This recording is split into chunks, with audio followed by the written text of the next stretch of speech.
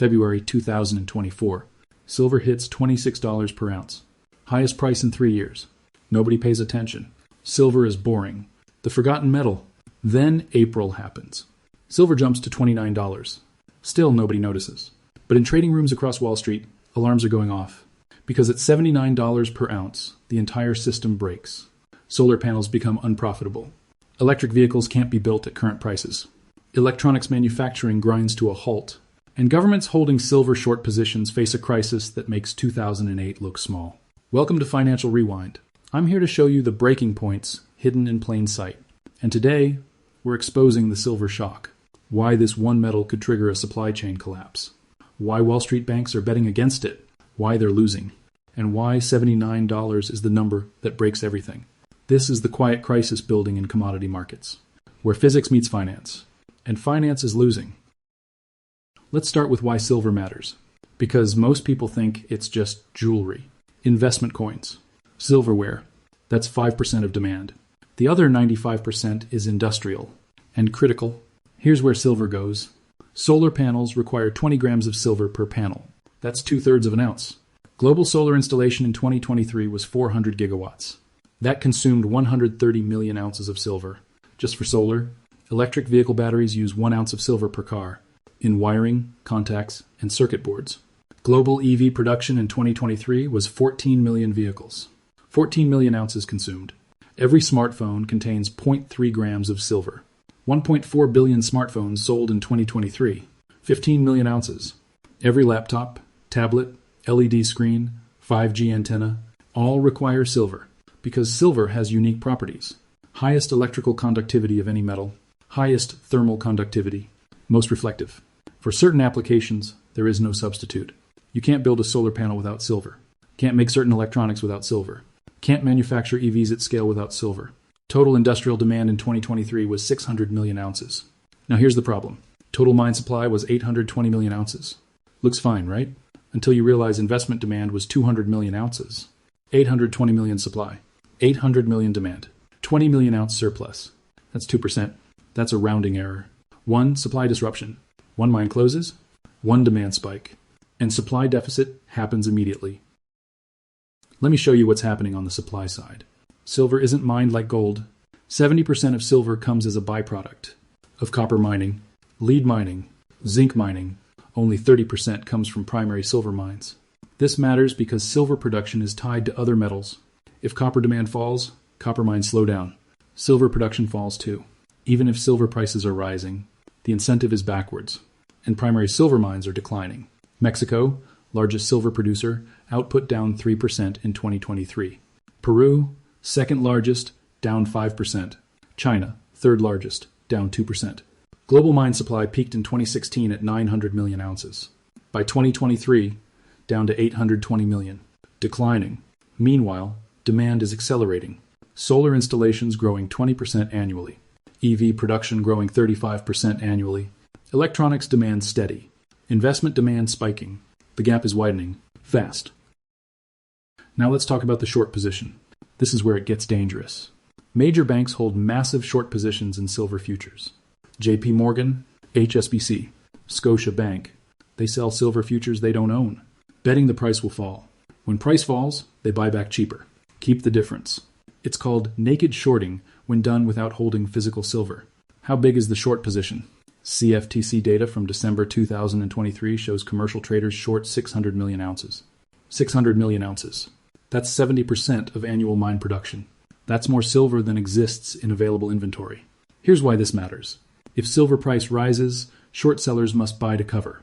That buying pushes price higher, which forces more short covering, which pushes price higher still.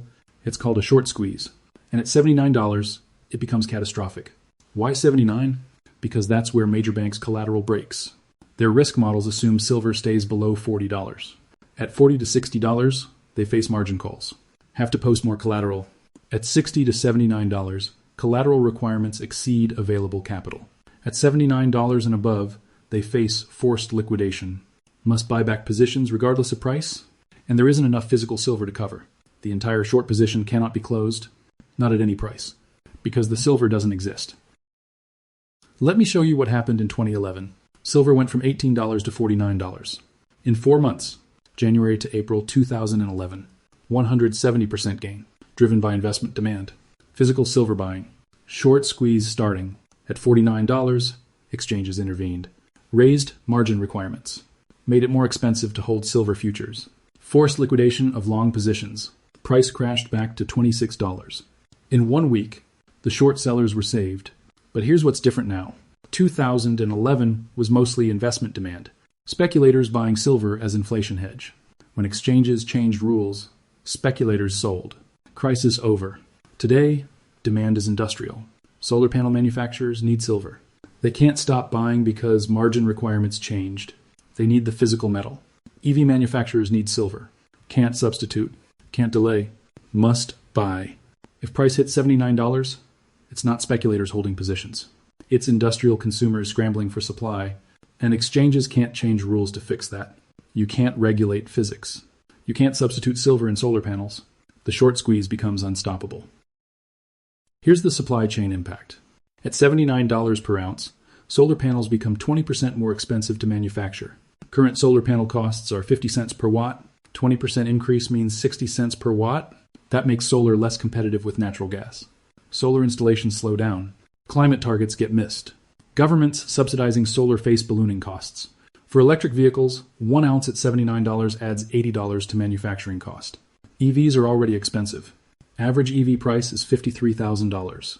Adding $80 isn't catastrophic alone, but combine it with lithium price increases. Cobalt increases, copper increases, nickel increases, all happening simultaneously. EVs become unaffordable for mass market. Adoption stalls. Governments with EV mandates can't meet targets. For electronics, the impact cascades. Smartphones, laptops, servers, data centers, all become more expensive. Already tight margins get squeezed. Some manufacturers stop producing. Chip shortage in 2021 was bad. Silver shortage would be worse, because you can't stockpile electronics years in advance. You need continuous supply. And if silver isn't available, production stops. Let me show you the government exposure. This is the part nobody talks about. Central banks don't hold silver reserves like they hold gold. But governments are exposed through other channels. Sovereign wealth funds hold commodity futures, including silver shorts. They collect premium from selling options. Works great when prices are stable, catastrophic when prices spike. Norway's sovereign wealth fund holds commodity derivatives. Size undisclosed, but estimated exposure to silver is significant. At $79, they face billions in losses. China's State Administration of Foreign Exchange holds metal positions. Long some metals, short others for hedging. Silver exposure unknown but likely substantial. Even the U.S. has exposure through strategic stockpiles. The Defense National Stockpile holds various metals. Silver was sold off decades ago. Now the military needs silver. For missile guidance systems, for radar. For advanced electronics, at $79, restocking becomes prohibitively expensive. And there's a darker scenario. If JP Morgan faces forced liquidation of silver shorts, who bails them out? The Federal Reserve, like 2008. But 2008 was mortgage debt. Pieces of paper could be restructured, kicked down the road. Silver is physical commodity. Industrial consumers need delivery. You can't restructure a solar panel manufacturer's need for silver. You can't print physical metal. The Fed can provide liquidity, can't provide silver. The bailout fails. Now let's talk about the China factor. China is the largest solar panel manufacturer, produces 80% of global panels, needs massive amounts of silver. China is also the largest EV manufacturer, needs silver for every vehicle, and China has been stockpiling.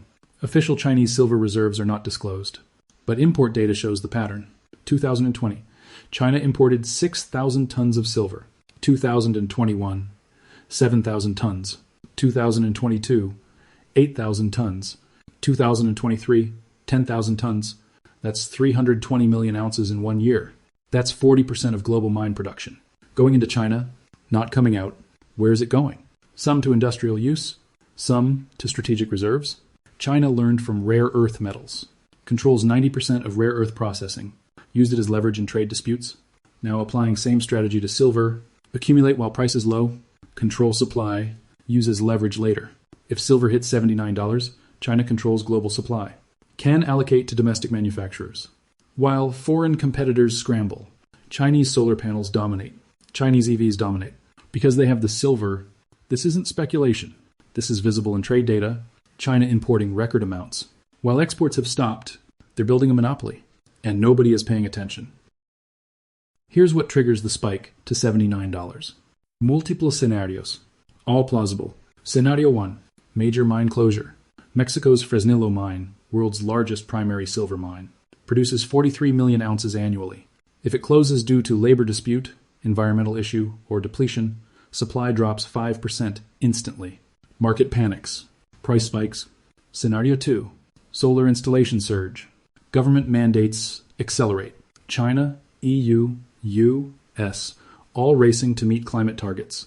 Solar demand jumps 30% in 1 year. Another 40 million ounces of demand. Supply can't keep up. Price spikes. Scenario 3, short squeeze initiation. Large investor takes physical delivery. Demands actual silver bars. Exchange struggles to deliver. Reveals shortage. Other investors demand delivery. Cascade begins. Price spikes. Scenario 4, dollar collapse fears. Inflation returns. Investors flee to hard assets. Gold, silver, commodities. Investment demand adds 200 million ounces. Can't be met from supply. Price spikes. Any one of these triggers it. All four together? $79 becomes the floor, not the ceiling. Let me show you the timeline.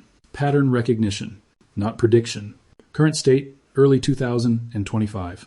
Silver at $28 to $32. Volatile but contained. Industrial demand growing. Supply tight but managing. Short position building, phase 1. Mid-2025 to early 2026. Price climbs to $35 to $40. Industrial buyers start hoarding, building inventory while they can. This increases demand, reduces available supply. Short sellers start feeling pressure. Margin calls begin. Phase 2, 2026. Price breaks $50. Memory of 2011 returns. Investment demand kicks in. Retail buyers accumulate coins and bars. Short position becomes dangerous. Banks try to cover quietly. But buying pushes price higher. $40 to $60 range. Phase 3, late 2026 to early 2027. Supply shortage becomes visible. Solar manufacturers report delays. EV production slows. Electronics companies warning of shortages. Price accelerates past $60. Approaching $70. Short sellers facing catastrophic losses. Phase 4, 2027. Price hits $79. System breaks. Banks face forced liquidation. Can't find physical silver to deliver. Government intervention required, but no solution available. You can't print silver. Can't substitute it. Can't regulate it away. Market freezes. Industrial production halts.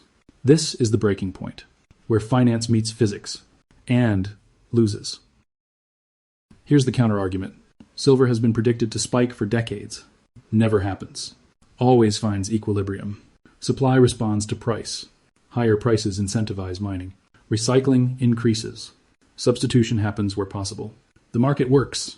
Plus, technology changes. Solar panels might need less silver in future. New manufacturing techniques. Thinner layers. Better efficiency.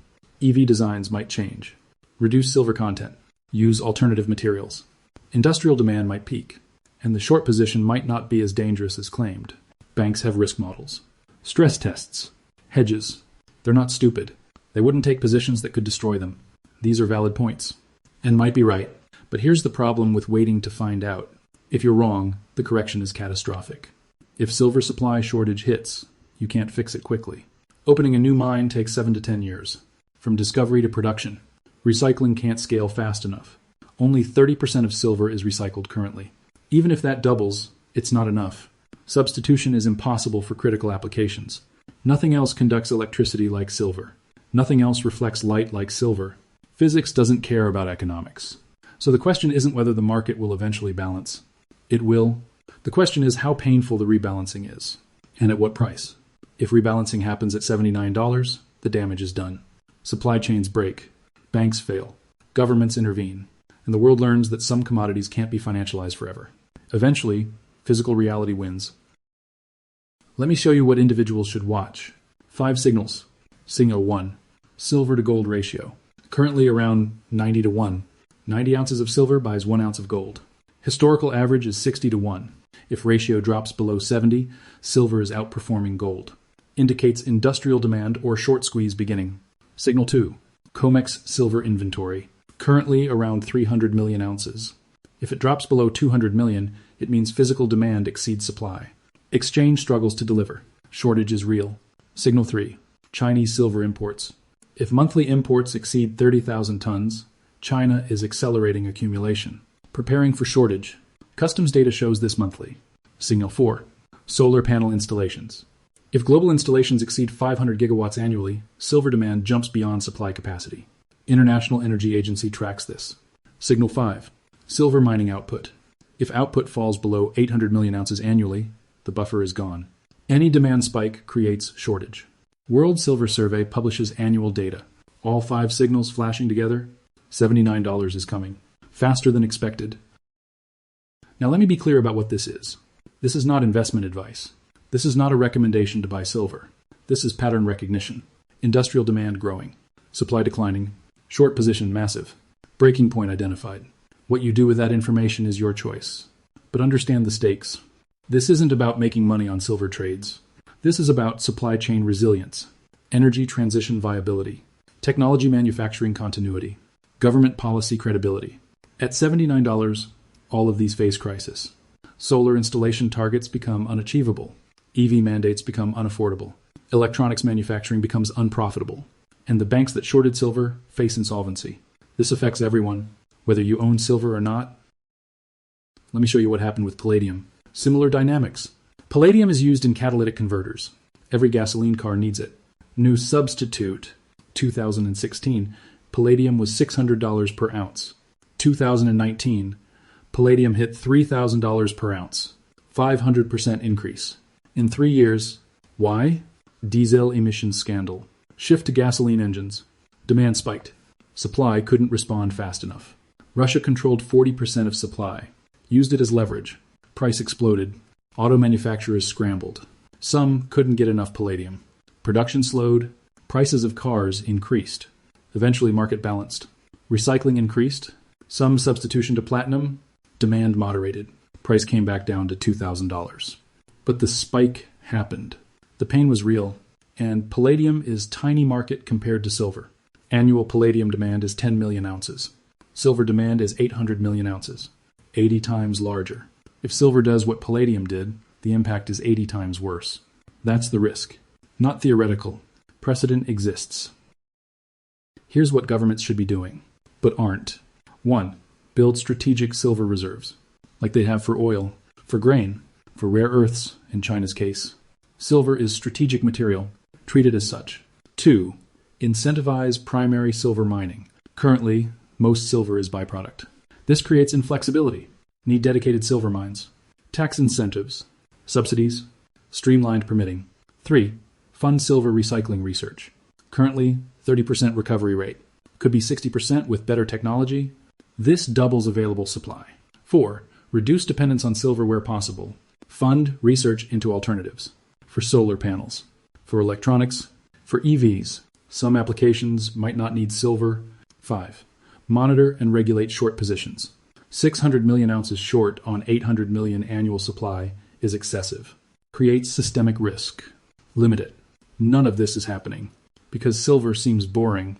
Nobody pays attention until it's too late. In 1980, the Hunt brothers tried to corner the silver market. Bought massive amounts. Drove price from $6 to $50. In 1 year, market intervention stopped them. Margin requirements changed. Position limits imposed. Price crashed. Hunt brothers bankrupted. Lesson learned. You can't corner silver. But today's situation is different. Hunt brothers were speculators, trying to manipulate price. Today, it's industrial demand, structural shortage, short position built by banks, not manipulation. Market forces. You can stop speculators. You can't stop solar panel manufacturers from needing silver. Can't stop EV production. Can't stop electronics demand. This isn't a corner. This is a squeeze, driven by physics, not finance. And physics always wins. Here's the timeline that keeps me watching. 2016, silver supply peaked.